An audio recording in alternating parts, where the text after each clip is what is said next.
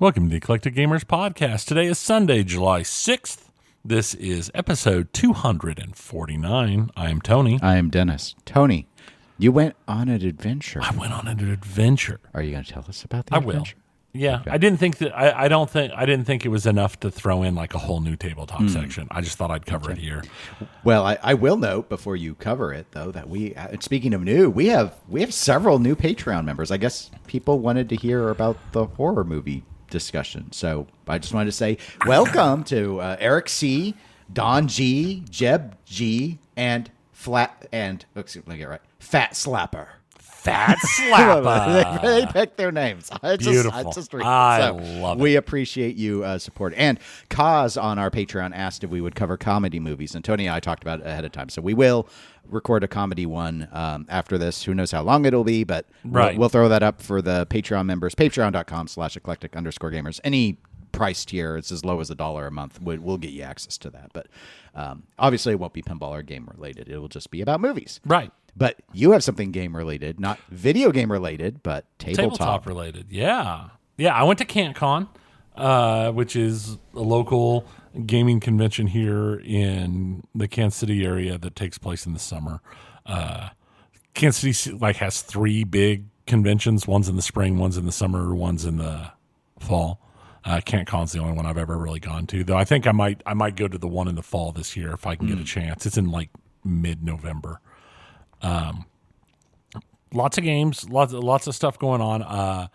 I spent a full day playing the original 1977 Traveler with the 1977 Traveler rules. None of the modifications, none of the later stuff, just the original rules as written. Okay. It was a lot of fun.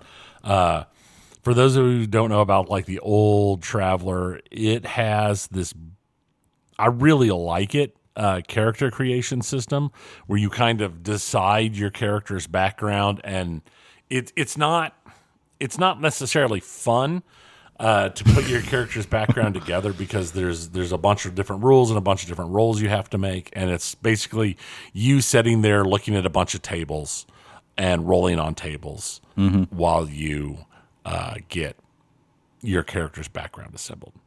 The interesting thing about Traveler's character creation is it is 100% possible for your character to die or be crippled during character creation as just the results of the rolls. We actually had somebody's character died during character creation.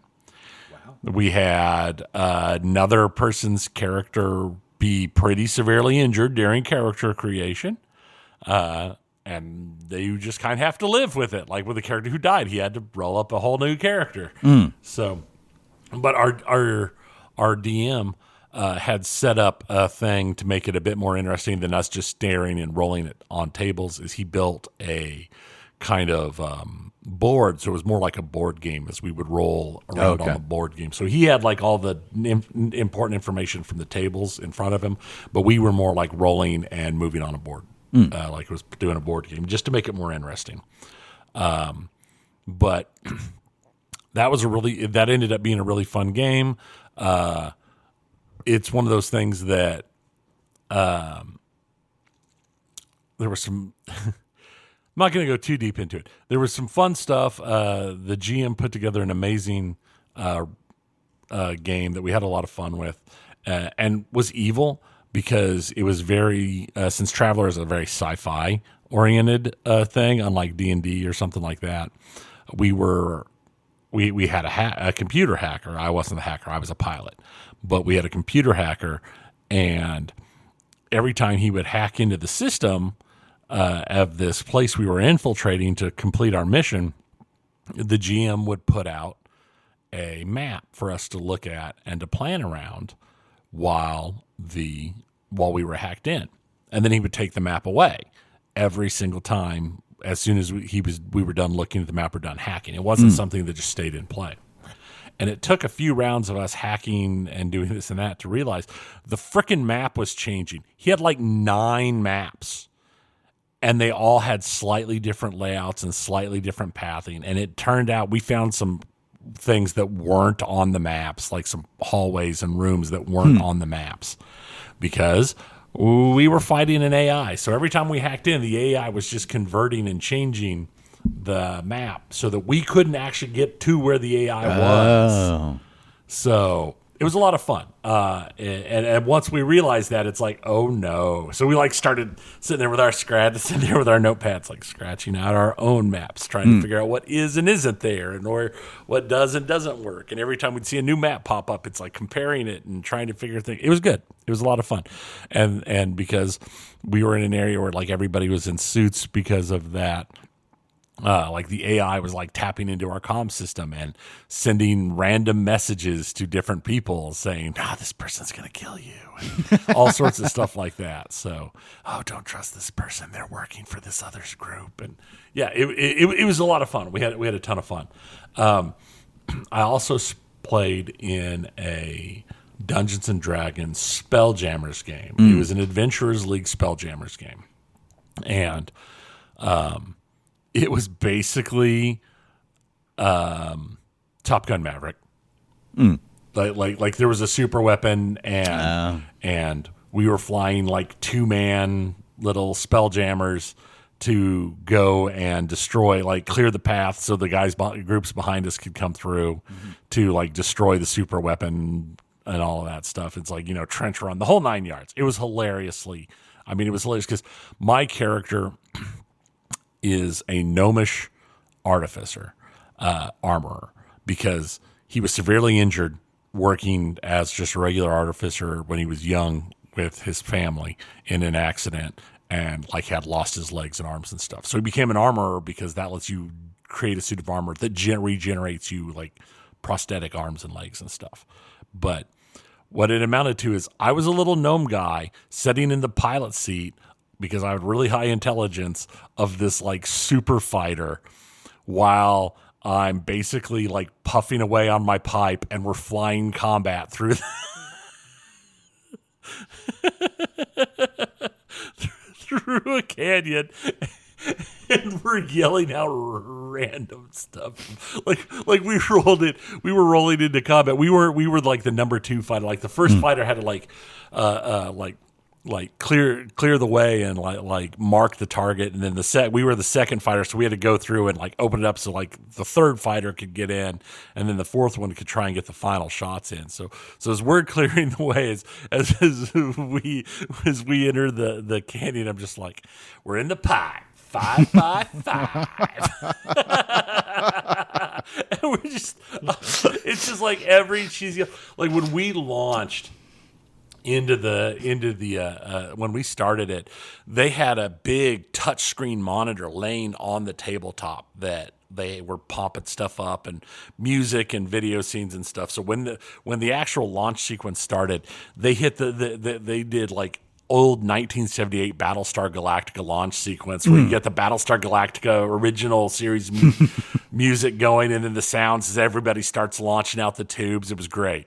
And then we're running through and we're doing everything, and there's like Top Gun music playing and Battlestar and the last Starfighter music playing, and we failed. Me and my co-pilot failed on making our exit, and like we juked a whole bunch of missiles and almost got away, and the rest were coming in, and it's like, yep. I get it. My co-pilot was like, yeah, we're going to have to eject. And I'm just going to go, then we die. He's like, no, we can eject. I'm like, okay. You needed your little gnome eyepiece to pop down. Right. So then we ejected, and then it had a whole run thing, and it ended up, we had to like run and find another aircraft, like steal another airplane and take just off. Like Top Gun. Just like Top Gun. Yeah. Except for in this case, it was more like stealing a U-wing from Rogue One. So because it had like door gunners, and there were like several of us had gotten shot down. So we're all doing it, and it's like, well, you're a better pilot than me even, so you fly this thing, and that person's going to be co-pilot because co-pilot has to be physical stats, not mental stats. So we're doing that. So me and the other guys were door gunners. the whole time. I'm just doing the Full Metal Jacket thing. It's like, how do you shoot women and children? You just don't lead them as much. Duck, duck, duck, duck, duck. And we're like trying to shoot down missiles coming. It's like, get some, yeah, get some. It was the tropiest, just jokiest little, but it was great. It was hilarious. But yeah, it was basically Top Gun Maverick in D&D 4. But it was fun because the way we were doing everything is, since the pilot and co-pilot had to be synced, we were rolling dice like together to succeed on checks and stuff. And there was also, it's like, well, I succeeded. I didn't. Okay, well, we can succeed, have a partial success, and be maybe okay. Or you can burn a hit die and roll again. Just don't burn a hit die down to the point where you go unconscious, and we will succeed. And if it's a perfect success, we avoid all things, and we gain our hit die back. So you might as well try. And yeah, there was a point where I was sitting on one hit die. It's like, I'm going to go unconscious, and I'm piloting this thing. But we managed to get a perfect sync on the first roll, so we got it. It was a lot of fun. It was really well done. So I definitely I had a lot of fun. I also played a bunch of board games, just random, and they had a little garage sale area where people could sell board games that they didn't play anymore. And I did not buy anything, but that first night, I thought about it because somebody had an unopened, still in the shrink wrap, of the Kickstarter giant super edition of Steve Jackson's Ogre, which was like a massive box. And I'm like, that's like $80. I don't think I actually want Ogre that bad. I'll think about it. And when I walked back, somebody bought it. So I didn't have to think about it anymore. Problem solved. But I had a great time. A lot of fun. The convention was pretty well attended. I actually ended up I was only there the first 2 of the 4 days. That's why I didn't play that many more. Otherwise, I'd done a lot more role playing. But my daughter had a musical on the 3rd day, and then on the 4th day when I woke up and I went for a long walk, and I was starting to do stuff, and then I just realized it's like, oh crap, it's already like I ran errands, ran to the store, and did all that stuff, and I'm like, oh, it's already almost noon, so yeah, not gonna bother heading up there. So I only went for 2 of the 4 days, so it was a good time though. Good. I didn't do anything. Surely you did something. Nothing interesting. Oh, well, now that's like what my day. That's what my weeks normally are like. I haven't played any Yakuza because Game Pass on Xbox, Core Game Pass, the most basic Game Pass, finally has Vampire Survivors, which I think is commonly referred to as if Brotato was good. And so I've been playing a lot of vampires. I think I kind of like Brotato better, but probably since I've heard you barely talk about Vampire Survivors, and I've played talked about Brotato a lot. Yeah, I played a lot of Vampire Survivors, but it was a couple years ago. Mm-hmm. Yeah, it's very old. It's very dated. So I've been working my way through that. Now, I don't know if it's available on Xbox.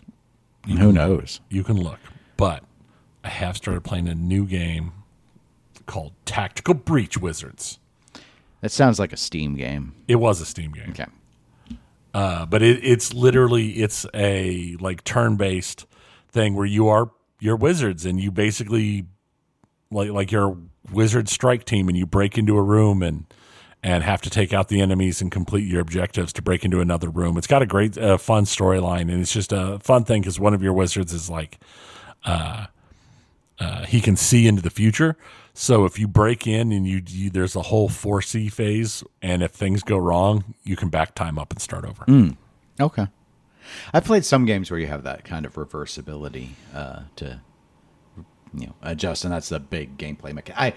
I've had mixed results with it. Like, it's an okay mechanic. It's not one of my favorites, but interesting. It works pretty well in this game. Okay. Also, it's hilarious because it's literally your wizards, but you are in like you're like kitted out like you're a SWAT team or like a special operator type. Like one of your guys it looks like an AR-15 with a wand jammed in the barrel.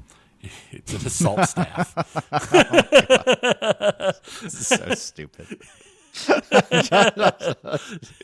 Let's magify things. Just stick wands and stuff in regular gear. It looks like a rifle with a staff sticking out of the end instead of the barrel. Stick a wand in their flashlight. It's a Magus light. It's like, oh my god.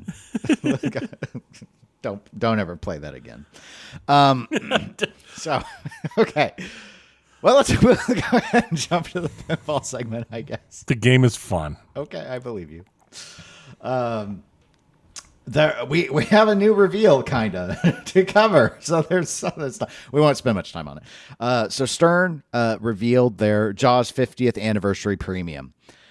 We all knew this was coming. I actually have a link in the show notes to an article. I'm not familiar with the site, but I searched for an article with images, and Bloody Disgusting came up. So you're going to get Bloody Disgusting's article. Wow. Yes. I think they cover horror stuff. So that makes sense. Yeah. But anyway, I do want to say, first and foremost, thank you, kudos, congratulations. Let's do a little golf clap for Stern. It's not a black and white with red, which is what they've been doing constantly. That's very true. Ad nauseum. They did not do that. It's not black and white at all. The main change-ups seem to be there is a blood red armor on the sides of the game, and I have some internal images, Tony, so you can look at the close-ups. They did like a brass-style powder coat on the wire forms. I like that look. I don't know how well it'll hold up, but I like that look. Yeah, I mean, most powders, I think, from Stern have done okay. So, yeah, it kind of reminds me of what you might think, brass and boats kind of feel together. It has some like glitter embedded in areas of the art, which is something they've done before. Like something like one of the Elvira games, I think, had that, for example. Like a little glittery art. So I guess overall, I think the way you might describe it is when you look at, because aside from the brass and of course the glitter, which I don't think is particularly noticeable in the pictures, it's really that trim, the armor and the sides of the cabinet and stuff. And I guess it really follows sort of that poster look, right? Where it's like that. You have got the stark blue, white, and red. It looks eye-catching. My one issue with it is, and I'm still glad they didn't do black and white, so I'm going to say overall it's a win. But the sides of the cabinet, that white is a lot of, I guess pun intended, white space. There's a lot of white space, and it looks a little jarring because you have the person swimming, but it's way in the back of the game. So you just see this huge. At first, I thought it was armor. Like it was white armor that was running along there, but they just had really extended armor. I was like, why would you have extended armor past the flipper buttons? And no, it's that. I think it looks good in the translite, but on the sides of the cab, it just looks like there's too much white. Like it goes up too high, especially when you get to the back. I think it's because a lot of the white on the translite is filled by Jaws. Where on the side cabinet, it's the percentage. Nothing. It's just white. It's literally the percentage of white space because they didn't. What do you do after you get done showing the poster? I guess you just extend the. I get the logic of it. I think the front of the around the coin door and stuff and the translite that looks okay, but that huge chunk of white wood on the sides, I think it doesn't look very good. I think I agree with you. I mean, it's not like terrible. It's not like deal breaker. But I don't think it's nearly this as would good. be stuck in many people, myself included. My Jaws in the lineup, you can't. It's not where it's designed to let you see the sides anyway. Right. So, I mean, it's just if you're picking an end game to go on the end of a row so that the sides are easily visible, this isn't the game you pick. But again, I don't love brass powder coat and glitter enough to want to get rid of my Jaws Premium for this version of the. I do think the red looks really sharp though. Like overall, I think this was a pretty good execution. I don't. There may be some people that still hadn't got a Jaws that were wanting to get a Jaws, and this is the one they end up picking. But I don't think. I heard about people who got rid of their Godzilla premiums and got the black and white Godzilla premiums. I don't think there's a high volume of people that will be like, I have to have this art package instead of the prior one. But Anyway, that's all I wanted to say on that. Did you have anything you wanted to add to it? Because again, it's the same game otherwise as we've been talking about. No, I think the important stuff has been hit. All right. Well, speaking of important stuff, we've got another new release to briefly cover, and that is an announcement from For Amusement Only Games. That's Nick Baldridge's company that he formed. He has announced a new P3 game called Steelbound. Don't know if he says it like that, but that's how I say it. I have a link in the show notes to Pinball News. They have an article about this. Basically, think original IP role-playing adventure where you do dungeon exploration and I guess fight in giant robots. But you do a variety of choices. So like you're I guess just out of high school, and you have to like shots and gameplay stuff will have you like pick your friends that you're gonna develop bonds with, and what your career path is gonna be, and all that to sort of shape your character's future.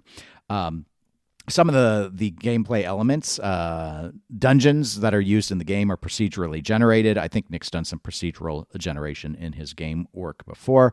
The game is also going to be designed to work with all of the currently existing P3 modules, but which module you use is going to determine availability in terms of like which music you can choose, what locations you can choose, which characters are available to you. And so there's not a lot to say here yet beyond any of that. I wanted to know what your thoughts are. I think that's a genius idea that I can freely admit I at no point thinking about the P3 that I ever think about somebody designing a game that could work with any module. Well, a few people have done it before, and Nick, I think, took some games and like where maybe it started. I can't remember which one. Where he started with, I'm going to say the wrong one. I'm going to say like the heist module, and then later on he made it so that you could do other modules, and right. The game would still play.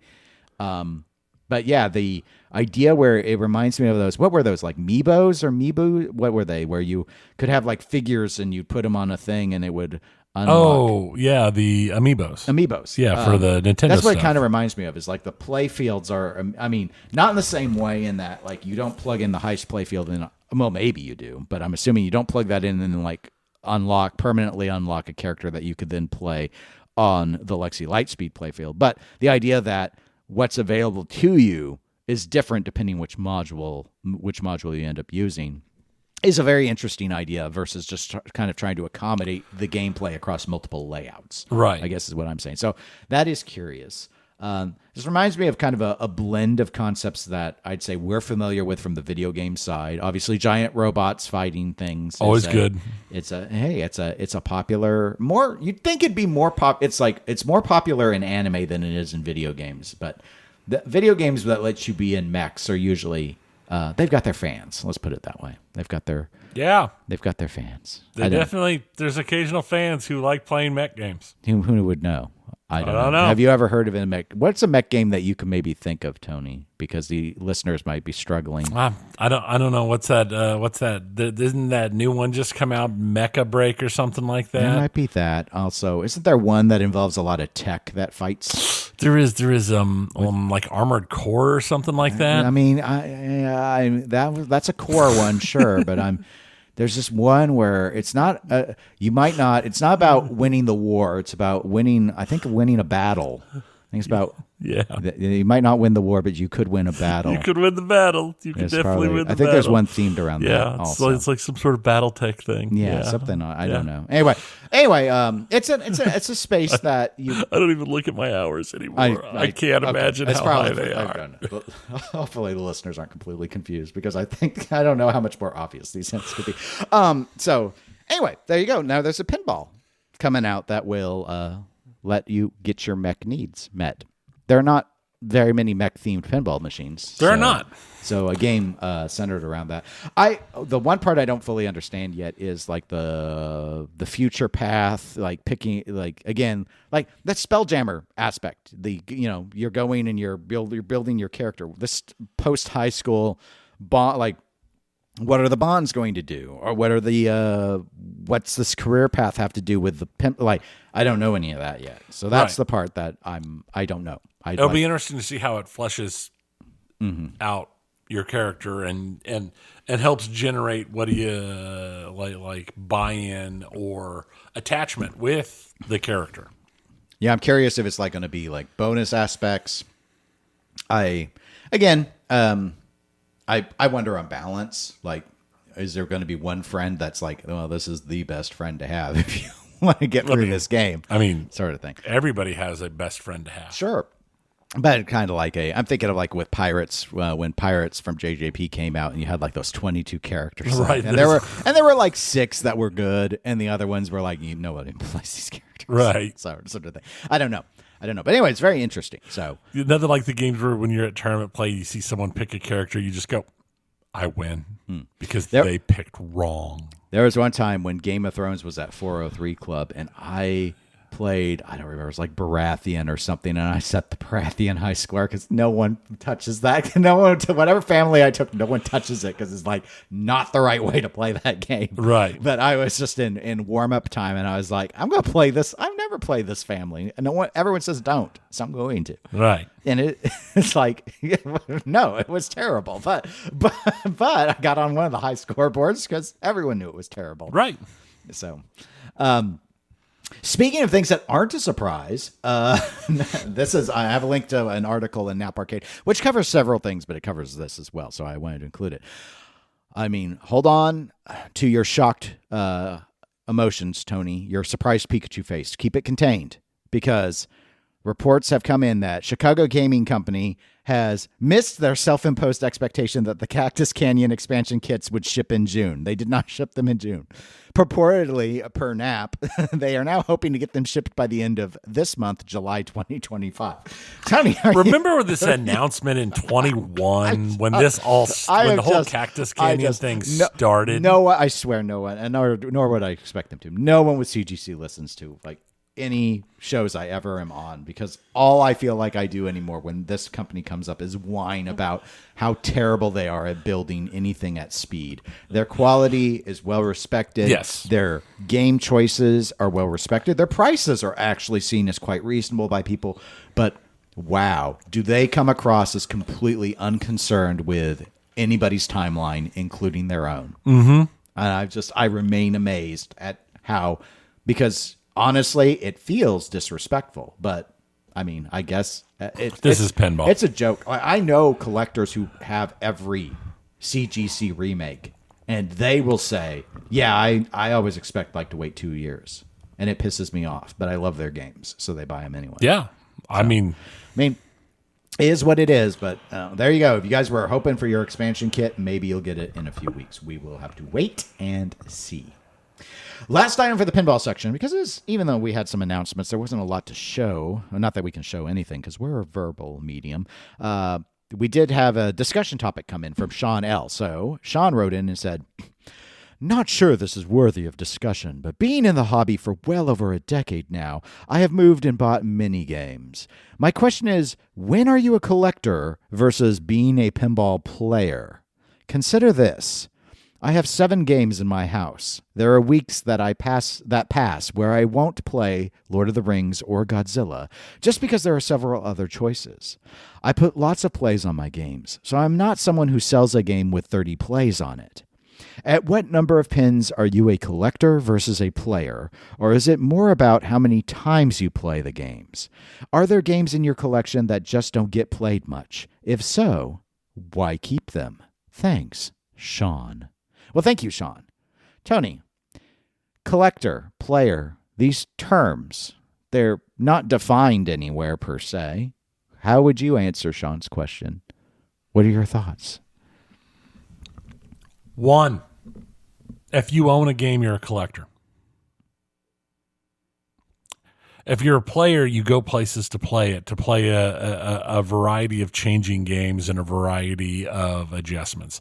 If you are willing to set aside any space in your house large enough to handle to hold a pinball machine, something that is going to overall be used as rarely as a pinball machine tends to get used. Even if you play every day, that's still a large amount of space set aside. You're a collector. Okay. Finally, we have a topic where we are in disagreement. So, not on your player definition. If your definition of collector is one more machine than what you currently have I'm not going to say. So I'm not. This ain't one of those like live, laugh, love signs. I'm not going to say something that's just direct. No. You might not. It'll make sense to you. You won't necessarily agree with it, but it will make sense to you. So first for Sean, you can be multiple things. You can be a collector and a player. So let me say, like, it's not. It's not binary. So Tony's definition of a player, I would define as are you a location player or not?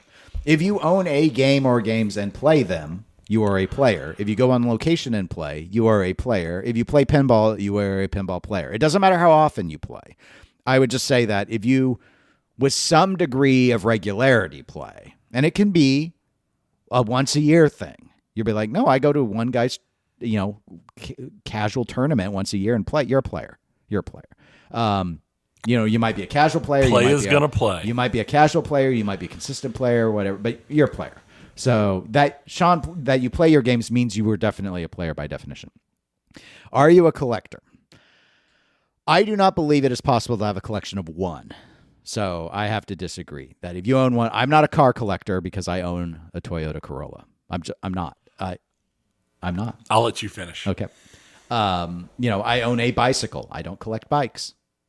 And owning multiple of something does not mean you're a collector either. It's also a mentality. So, for example, I might consider my DVDs a collection because I have a lot, though there's no real structure, rhyme, or reason to how I assembled them other than they're films I like.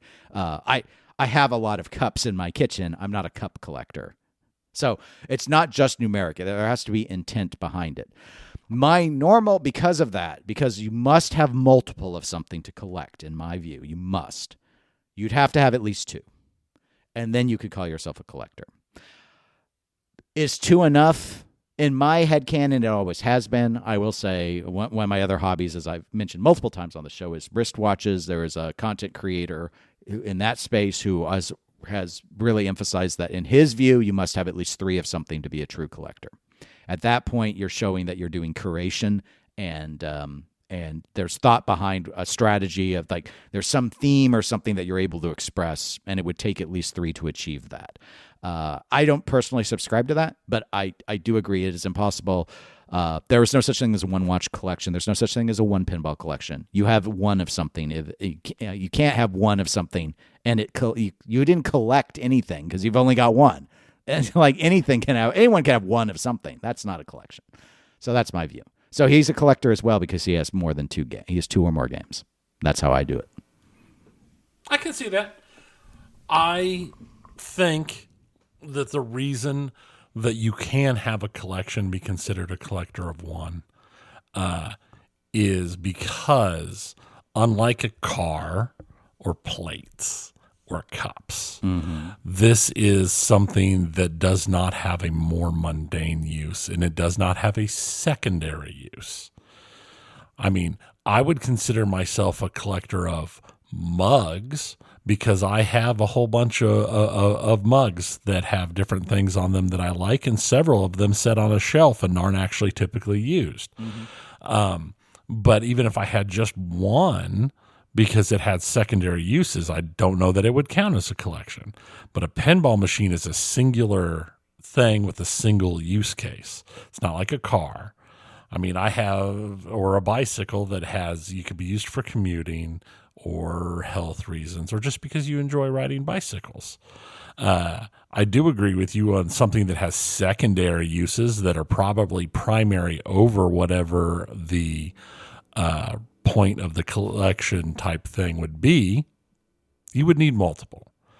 But smaller things, I can see having collections of one, because there's no guarantee that you're not going to end up with more eventually. I mean, if you start out with, if you only have one watch, but it is a curated specific watch, you specifically picked a Rolex Deep Sea because of whatever reasons you're interested in it. Do you have a Rolex collection? You have a Rolex, and you specifically curated it. You picked that one for specific reasons, and there's no reason you're not going to eventually add a second Rolex to it. I don't see what you might do in the future. It's not like probationary collection status to me. So I agree it's not probationary. Because you either are or you aren't. That's being a collector is binary in that regard. And so that you might become a collector in the future has no bearing on being labeled a collector currently. I curated my car for that. I mean, we curate, but again, you're curation alone is not enough to be a collector, in my view. Here's how I can distill it down. And again, you may very well disagree, but I will rest my case on. If you were to tell someone, Tony, because you have campus, you have one pinball machine. If you were to tell someone, or ask someone, hey, would you like to see my pinball collection? And then you show them one game, they're going to say, where are the others? Because you don't have a collection. You have one game. I mean, collection implies multiple. And a multiple must have at least one more. That's why I literally must rest on the number 2. I must. Doesn't matter how much thought, how much curation. If you have a yacht, you're not a yacht collector. No matter if you custom built a motorcycle. You're not a motorcycle. You need 2. Then you might not still be a collector. That's up to you. But you could be a collector with 2. But you can't with 1. You just have really good taste. That's what it is. You just have really good taste. It's like, I have. Do I have a collection of paintings? I don't consider so, but I have several original paintings. I have like 3. If I only had 1, I definitely am not a collector of paintings. I'm just not. I just have 1 painting that I bought because I liked it. So you've convinced me. 2. There you go. 2. 2's the minimum. I think when you start saying, well, you must at least have 3, because I think that starts to get a little in the snobby space, and I'm not into that. Again, the quality is not this. Again, the level of curation. That the idea of curating is merely you want the thought behind and this is a thought on collecting in general, is people have themes to how they collect, but what that theme is entirely up to you. The theme can be, I like how all this looks, or in pinball, I like how all this plays. Mm-hmm. There are others that do more literal, obvious theming. I collect all Keith Elwins. I collect all CGC remakes. I collect everything from Stern or Spooky. So I collect 3 flipper games. one thing I do in watches, I collect different brands. Like I limit myself to no more than 2 of a given brand in the collection at a time. Those are just rules that I make up because they achieve something for me. I used to do that with pinball. I wanted different manufacturers I wanted different designers in all of my games. I'm too lazy. You wanted to carry variety. Yes, and it's the same with watches. Yeah, I want to, and what I was trying to do is force variety. Variety by edict. And the reason for it is to make myself see what I like. But for other people, they know what they like, and they don't need to do that. But we're going way off on the weird path there. So, Sean, you are, I think, regardless of which version of Tony's definition, even pre-Dennis Words or post-Dennis Words, you are a pinball player and you are a collector. Case closed. There. I think Sean feels better about himself, and the listener will we should finish a second question. What was the second one? Are there games in your collection that just don't get played much? And if so, why keep them? Because they're too hard to sell. I mean, that's valid. I'm lazy. That's really what it is. Are there games in my collection that don't get played much? Yeah. Actually, I don't play my games a whole lot anymore. Currently, the ones I don't play very much, I don't play Buck Rogers very much. Don't really play Victory very much. Those are probably the 2 standouts that don't get much time. Granted, they're in the garage. Sinbad's in the garage too, but I still put a little bit of time in on Sinbad. Yeah, no. I had them. I played them. Or Victory needs a little bit of work. That's part of the reason why it doesn't get played much. But But Buck Rogers, yeah, I'm done with it. But I just haven't gone to the trouble of selling it. I'm not keeping it for any. Why keep it? I mean, if you wanted reasons aside from that, is like for I think it was one of my birthdays. My dad got BG Resto to restore the back glass on it. So I could say, well, I don't want to get rid of it because of sentimental attachment to to that gift. That's not the case. I would be willing to sell I got my enjoyment out of the gift. It's okay to move it on in my headspace. But for some people, they wouldn't be able to do it. Hoops. Even if I don't play hoops as much as my other games, and I don't know that I enjoy the gameplay, and it would be hard to get one again. Right. And that kind of weighs in as if I wanted to sell Star Trek, I know I can find another Star Trek Pro. They made a lot of I'll always be able to find one. I'm not going to lose sleep over that. So there could be things like that. But I think the biggest reason why a lot of people might keep a particular game is nostalgia. Like I know some people that they're not able to sell the first of something. Like I remember someone in our Kansas City community questioned when I sold Skylab because that was my first pinball machine. They're like, "You're going to regret selling that. It was your first game." Do you regret it? No. Okay. In no way do I regret it. I had my time with it, and I'm glad I owned it, and it taught me a lot. And I also hate it because it got me into pinball, and that has there's been a price to that. There's been a price. There's been a price.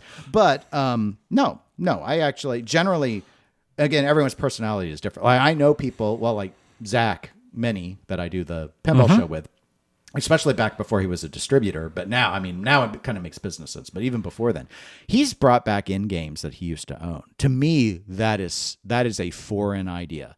I have never sold something that I wanted to buy back because why would I have sold it?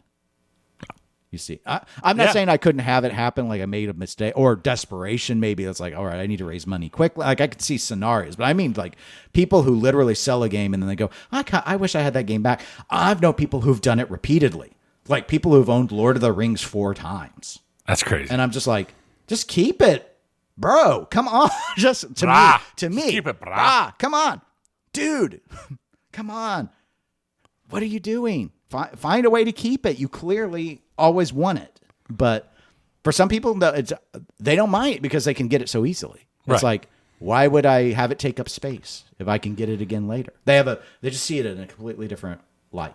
So the main thing for me is, in terms of that question of games in the collection that don't get played much, I still might fundamentally like the game a lot. Like as it's gone along with my games, the ones I own, by and large, are games that I really... That's why Buck Rogers is an easy answer. I don't really like Buck Rogers. Buck Rogers was...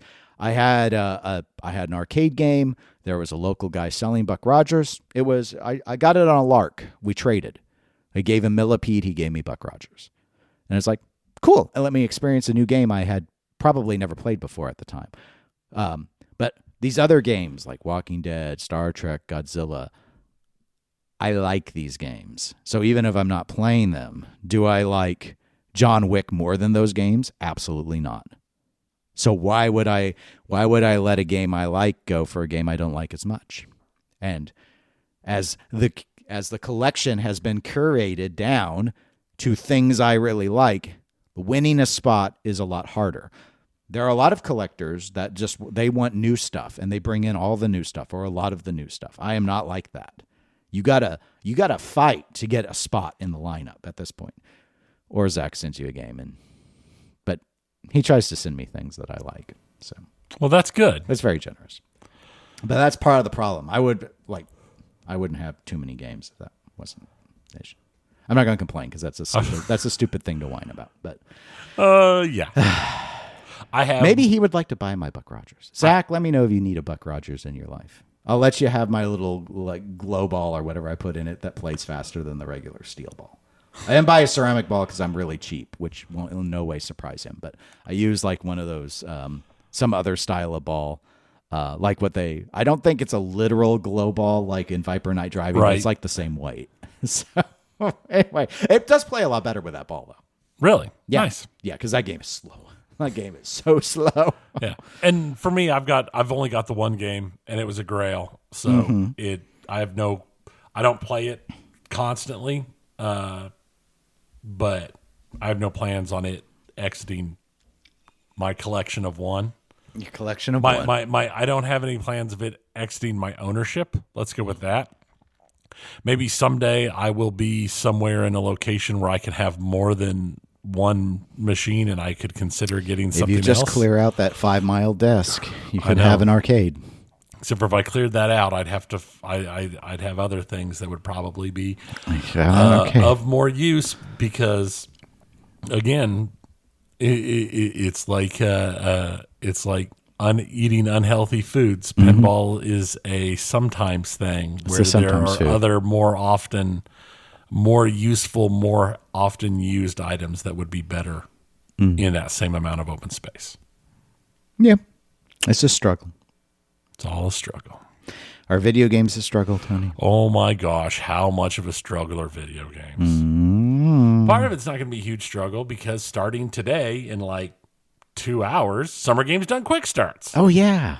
So they're going to do all sorts of stuff. They're doing all sorts of stuff. I threw together a quick little list of things I'm interested in.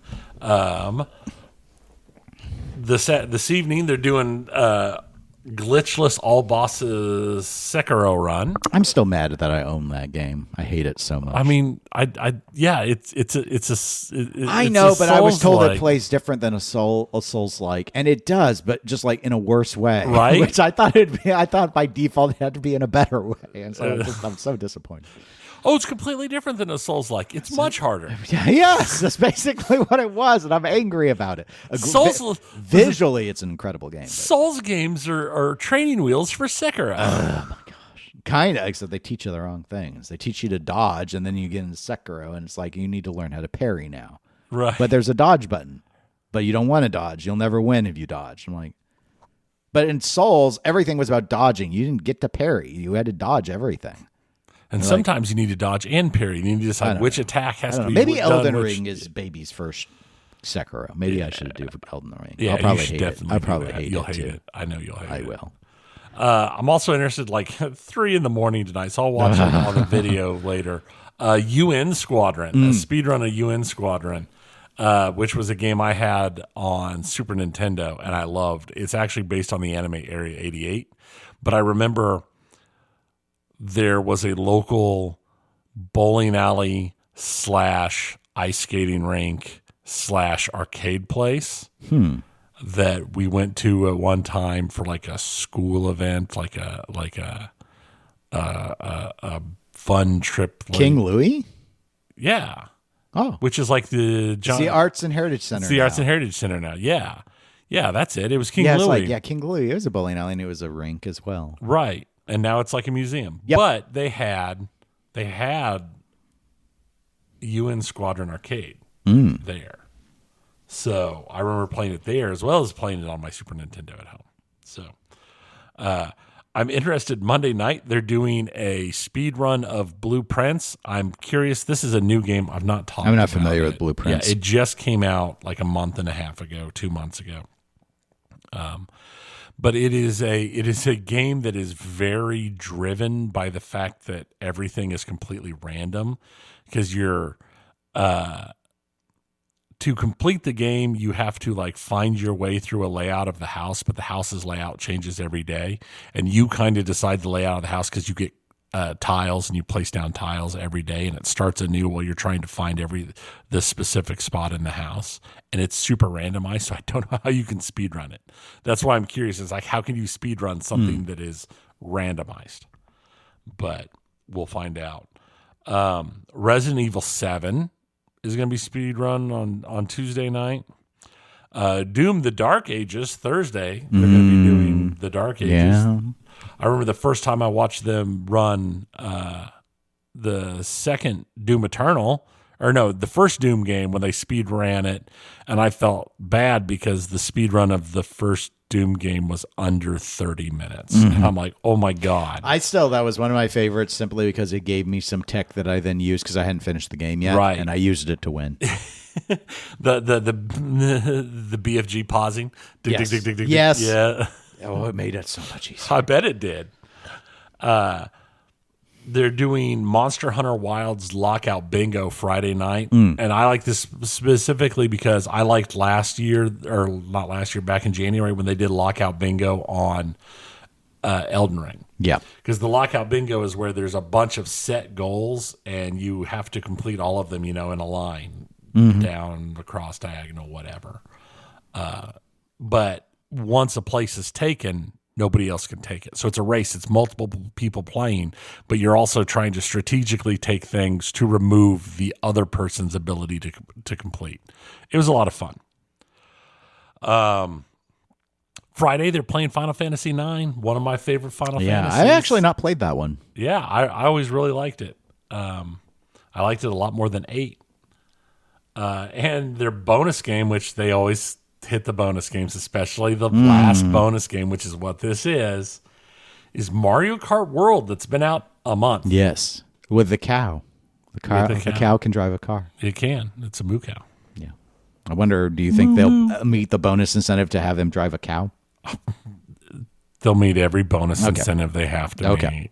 Okay. They're never going to not meet a bonus incentive. It's kind of a joke at this point. But it's what they do to raise funds. Yeah. We'll see. We'll see how it goes. Those are just the ones I'm looking forward to. We'll see. Normally, I'll just have it running in the background as noise. We'll see when I really get caught into stuff. After all of the runs of all these new Xbox games coming to PlayStation is for the first time ever putting one of the Sony published games on Xbox. Helldivers 2 is coming to Xbox in August. I'm thinking about playing that one. It's good. My big issue is just that I find I really don't care about multiplayer games that much. I enjoyed it. Isn't that like a PvE game? It is, but I find that I still tend to just walk away from games too often to make it. Yeah. It's hard to play anything where I'm playing with other people and they don't expect me to, or they expect me to be there, and it takes more than like 5 minutes. Because it is not uncommon for me in the middle of a game to get up and walk away for a half hour to go do something. I thought that would reduce as my kids got older, and it has not because my kids are, but just because there's other stuff I need to do, or I need to go look at something, or I decide I need a snack or whatever. I'm really bad about just getting up and walking away in the middle of a game. So I have a hard time being a good multiplayer sportsman. EA, dream big, I guess. They are reportedly expecting Battlefield 6 to have more than 100 million players. That is 3 times more players than the best-selling Battlefield game ever. I long for a good Battlefield game because I always favored it as it's probably my most favorite multiplayer shooter. Like I never really got into online Call of Duty. I don't do a lot of multiplayer shooters in this format. Halo's okay, but I've only ever really played it casually. I used to put a lot of time though doing like capture the flag and stuff in Battlefield. But the last couple, especially the last one, like Battlefield 1 was good, but since then it's just been Battlefield 2042. It's terrible. And it's been out for several years, and it's only sold 22 million copies. And they've patched it, but it was too. I mean, they went Rainbow Six Siege on it. They're like, they made operators. They tried to make you think you identify with the character and, custom named people with their own. And it's just like, that's not what Battlefield was. Battlefield is like, pick one of 4 different class types and, go at it. Like, you want to be a sniper? Do you want to be an engineer? Like, what do you want? And you had kits built around that. And I heard they started to change 2042 to align with that. But there's just the maps were huge. You were running around. The vehicles were in different. It was my least enjoyable Battlefield experience I have ever had. Ever. Yeah. And I've played quite a few of them. And there were some lackluster ones, but that one was like peak Battlefield was Battlefield Bad Company 2, Battlefield 3, Battlefield 4. Those 3 were all very strong. Since then, not so much. Though, like Battlefield 1 being World War I really limited on a lot of things. But as a game, it was still a really well-designed game. So I did put a lot of time on it. But 2042. I played it like a month, and I was like, "This is stupid," and I'm mad I spent money on it, and I just quit. Yeah, a lot of people did. Well, and I think this is But this is so ambitious. It's so unreal. I know the reason. The reason is because the last like Call of Duty Warzone, the free to play Call of Duty, went over 100 million in under a year. And but it's Call of Duty, right? And the last, what was it? Call of Duty Modern Warfare, whatever, it went over 100 million in about a year. And Fortnite's over 200 million. And this is the kind of things they're targeting. I just don't think it's realistic for a Battlefield game to target those kind of numbers. I don't see it. I mean, I guess we'll see what they come out with. But here's my concern: if 6 flops, I think EA. I wouldn't be surprised if they kill DICE off. That's my assumption. At the very least, no more Battlefields. I would assume this is laying the groundwork for that. That's my assumption. Because I don't see how they hit this number. I think it's so far along that they don't want to cut it, but this is where they're putting out a level of something they consider as the minimum acceptable that is impossible to hit, so they have a reason to shut it down and not do anymore. That's my guess. So, and then the last thing is Xbox's layoffs. We saw rumors of this. I first saw rumors after our last episode. Yes, and I saw someone was reporting, and then they backtracked. Really, like you sent the link, and then I went and I saw that person then immediately backtracked. Not entirely. They noted that there's whatever their source was like heard from a herd. Right. You know, it wasn't. Well, if their source wasn't too wrong because Xbox is laying off 9,000 people. I guess it's Microsoft is laying off 9,000. Well, Microsoft is 9,000. Because I saw the Xbox is definitely hit pretty heavily with it, though I'm not entirely sure what amount is theirs versus. Well, you have some of the details. I've got and let's see. The King division is laying off 10% of their staff, which is around 200 people. So that's a small portion of it. ZeniMax has canceled a couple of titles and laid off a large number of people, but I haven't seen any solid numbers on what the ZeniMax layoffs are. Raven Software has done major layoffs, but again, no firm numbers on Raven Software. They're one of the 3 Call of Duty developers. Yeah, they rotate through 3. Turn 10, the Forza, they do Forza Motorsports and Forza Horizon. The entire Motorsports team is gone. Motorsports is gone. I don't know how well that one has been selling. So. Horizon is definitely considered the better one. Yeah, well, and I agree. I haven't played a Forza Motorsport since the 360. Yeah. Rare's Everwild was canceled, as was Perfect Dark. The Initiative is the company that was working on Perfect Dark. They got rid of the entire company. Yeah. Now that one, that was the one gaming division I saw was eliminated outright, and that one was so they hadn't put out anything. The Initiative was the one I remember when it was announced when Microsoft had said that they were establishing a quadruple A studio. Right. Now I read an article since this announcement came out that Perfect Dark was nowhere near ready, and they were struggling mightily with it. Like their vertical slice game demo wasn't a literal video play button thing, but like it was heavily scripted. There were parts of it that weren't in-game footage; they were video imposed, and that it just like they weren't. That one may. I mean, obviously, Microsoft doing this when they had record profits. None of this I'm going to say is a right move, but I will say that this game actually sounds like they put it out of its misery. Yeah, that's kind of what I was hearing too. Is that it was nowhere near where it should have been for the. Whereas the other stuff, like I don't know on like Everwild and stuff. Wasn't that an MMO? Announced in it was an MMO announced in like 19 or 20, and then nobody's really heard anything about it since. So who knows? Undead Labs, the makers of State of Decay, they took a big cut.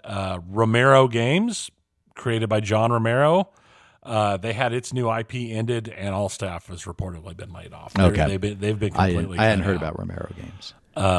They're completely done. So, what I find also interesting, and I didn't put it in the notes, is they laid off huge swaths of the Xbox R&D user staff, like half or better of the people whose whole they do is all the research into user experience. They laid off like half that staff, including like the entire staff of the people whose specific thing is like child-proofing games for, that kids aren't supposed to play, doing that whole stuff. And then Microsoft's other layoffs across the board. Phil Spencer's memos and comments were really bad. And one of the articles I read took his comments, because his comments is like, oh, Xbox has never been stronger, so we're laying everybody off. One of the articles I read, it took and lifted, and it said, when you combine the direction Microsoft as a whole has kind of turned in the last year, and Phil's comments combined with the layoffs, it looks like Microsoft is leaning hard into AI.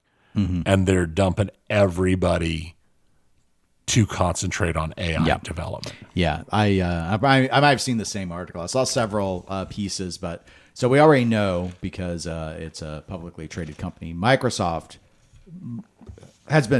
they had a very good year. Yes. Monetarily, they have made a lot of money. Assuming Phil wasn't, and honestly, with the tone deafness of his memo, it may be time for Phil to go. But he's not going anywhere. But no.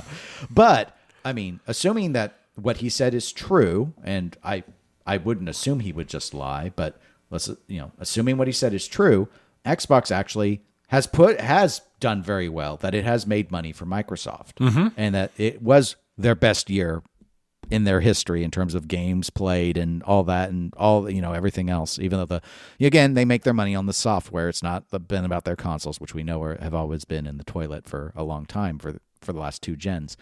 But that Microsoft is trying to win this AI battle, and they need a lot of NVIDIA chips, and that the thought was firing 9,000 various Microsoft employees, which are not just Xbox, but are everything. They're taking stuff all out of non-AI areas and legacy areas, so that they can put that cash into buying more equipment to brute force their way through AI or whatever's going on there. So, I mean, we know they're really leaning heavily on AI, and it does sound like in an effort to quote unquote win that, they decided that rather than burning cash, they'll just free up cash by burning payroll. Right. And now they have all this extra overhead freed up that they can spend on AI stuff. That's the theory. And Xbox is doing great.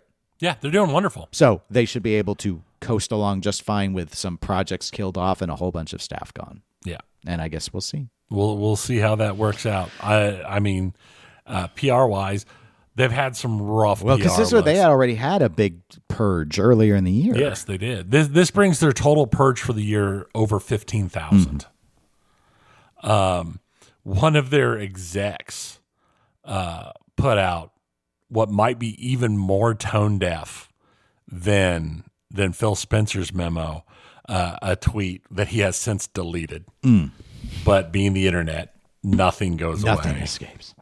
Where he put a thing talking about he knows how hard it is for those people who've lost their jobs or think they're about to lose their jobs, and he really pushed them to embrace AI to help them through these troubling times. I saw about this. And use AI to punch up their resumes or to help them deal with the stresses and all the.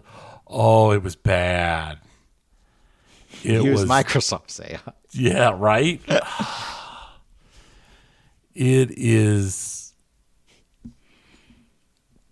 Yeah. They're going hard on the AI, and I understand that that's the frontier that all these companies are fighting over, because I get it. They don't want to be like, in Microsoft's case, I imagine they as a company look back and they go, gosh, look at how we missed the boat on phones. Like right. The Windows Phone came out way too late, just like Zune came out way too late versus the iPod. Like they've been behind the curve on so much stuff. They've been they've been at the forefront on cloud. Yeah. So cloud computing, they have and I mean, they make a lot of money off of that. They make a lot of money of people renting their infrastructure to host cloud stuff. And I think they're like, Google's doing this, Apple's doing this, whatever Elon's doing is, with Gronk is doing this. So X is doing and they're like, we got to be in this space. And from a gaming perspective, it's concerning. I mean, I guess Nintendo and Sony aren't going to be shifting into AI, so we'll still have that. It's very weird because it almost, when I first saw this, it kind of reminded me of Embrace, maybe not to the extreme of Embracer Group, because at least I see the logic here, but it's like you went to all this trouble to get all these studios and build this all up, and per Phil Spencer, it's working. Like, you've got the revenue coming in showing that the investment is working, and I mean, they didn't purge. It wasn't, again, not like Embracer where they just shed everything. Right. It's mostly they just gutted a bunch of staff out. Yeah. And they're trying to trim this down to be but again, when you look at something like the Initiative, which was like, that was supposed to be super ambitious from the ground up. Like, this wasn't vampiric Microsoft coming in. This was them building up a brand, building up a studio. And they're just like, no. And maybe it was screwball, poorly led, 3D Realms meets Star Citizen, and it just had to have the plug pulled. I don't want to say, there are bad investments that happen, but right. I'm just like, it's a bad look. It's a bad look. It is. Especially, again, when from a gaming perspective, you look at the company and you're like, Let's talk more late stage capitalism, record profits. So let's fire a bunch of stuff. Just like EA a couple years ago. And again, it's not unique to any one particular brand, but this, again, I do think it is probably the AI thing. I mean, I'll think otherwise if they do a whole bunch of stock buyback, which is another favorite strategy. Let's fire staff on a record year and then do stock buyback to raise the price so that I get a bonus. Right, but I think it's the AI thing makes sense. And one of the big things is with them owning all of those studios, they have all of that code to feed through the AI to train AI. Mm-hmm. So they can that's all stuff they own that they can legally feed into their AI. Maybe Battlefield 7 does exist as an AI game, procedurally generated Battlefield. Yeah, and maybe it can play itself. Maybe. If it's like Battlefield 2042, it'll spend 30 minutes walking just to get sniped. God, that game was terrible. Well, Dennis. Is that it? That's it. Okay. Well, thanks everyone for listening. You can reach out to us at eclecticgamerspodcast@gmail.com or at facebook.com/eclecticgamerspodcast, or you can support us over with patreon.com/eclectic_gamers for as little as $1 a month. We're available on Twitch and Instagram as eclectic_gamers. And we should be back in a couple weeks. Until then, my name is Dennis. I'm Tony. Goodbye, everybody. See ya.